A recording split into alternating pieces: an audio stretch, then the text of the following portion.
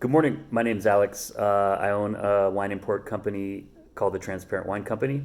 We are the only 100% certified organic wine import company in the US and the only import portfolio to pay farmers 100% in advance.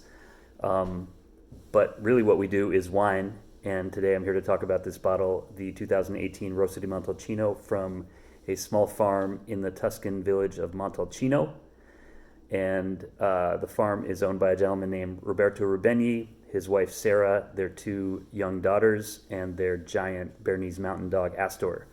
It's a small farm. I think by any definition, it's about 3 hectares, which roughly comes out to maybe 8.5 acres.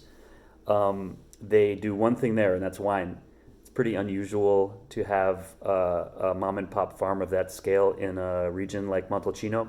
Montalcino, much like Bordeaux or Napa, is dominated by large landholding estates, gilded tasting rooms, fancy kind of almost Disneyland like touring experiences. So to have a small, self-contained, hand-scale cottage farm is very unusual, and that's very much what draws us to this domain. But there's more that makes it unique. Stylistically speaking, this is a much more fresh and age-worthy and detailed wine than often comes from that region. For me, Montalcino wines can be overly alcoholic, over syrupy sweet, overly extracted, and kind of heavy on the palate.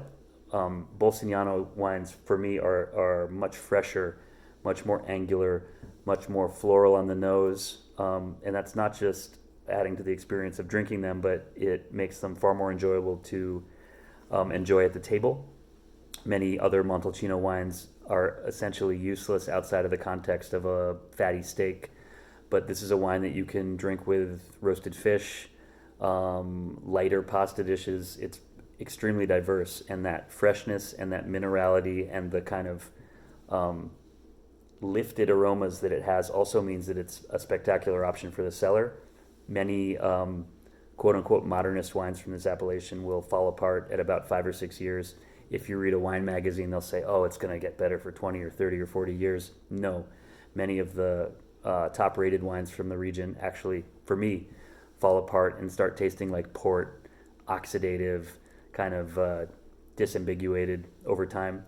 Bolsignano wines, I can tell you from experience, get better and better indefinitely in my history with them. I've had the wines going back to the late 2000s, and as a general rule, I don't say there's a good vintage, there's a bad vintage with Bolsignano. For me, the older the wine is, the better it is, and especially at this modest price, it's an exceptional wine to buy a box of, put it in your cellar, and see where it goes, not only in 2 years, 5 years, but 10 years and beyond. It has the acid structure and the complexity and the kind of fine detailed balance that over time it just becomes more integrated and more interesting. And those floral and mineral and truffle notes that are kind of lurking in the background now are going to come to the forefront. And when you get into the wine's adolescent and middle age, it's going to be a really spectacular, complex, fascinating wine to drink. So I hope you do that. Buy a bottle now, definitely, but definitely buy multiple bottles to try later. And you'll thank me for suggesting that because it's a great wine. Thank you for your time. I'll see you next time. Have a great day.